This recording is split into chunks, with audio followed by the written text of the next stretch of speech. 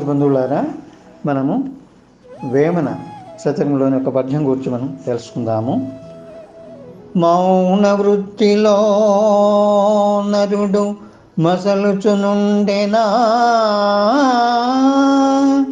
మౌన వృత్తిలో నరుడు మసలుచునుండెనా, మమత విడిచిపోవు మానవులకు, మమత విడిచిపోవు మానవులకు, మౌనంబు సర్వార్థమనడి మార్గము దోచు, మౌనంబు సర్వార్థమనడి మార్గము దోచు.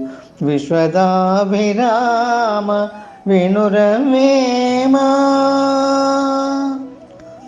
వేమన మౌనం అంటే మాట్లాడకపోవటము, వీలైనంత వాక్ మౌనం పాటిస్తూ ఉంటే క్రమేణా అది మానసిక నిశ్శబ్దానికి సోపానమవుతుంది. మౌనం వల్ల వ్యర్థ ప్రేలాపనలు, ఆలోచనలు తగ్గి శక్తి ఎంతో ఆదా అవుతుంది.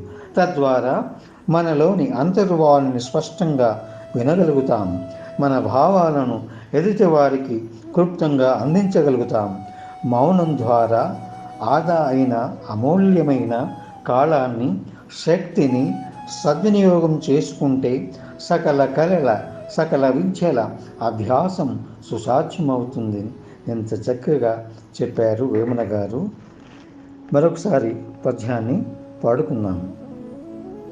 మౌన వృత్తిలో నరుడు మసలుచునుండెనా, మౌన వృత్తిలో నరుడు మసలుచునుండెనా, మమత విడిచిపోవు మానవులకు, మౌనంబు సర్వార్థమనడి మార్గము దోచు, మౌనంబు సర్వార్థమనడి మార్గము దోచు. విశ్వదాభిరామ వినురవేమా, వినురవేమా.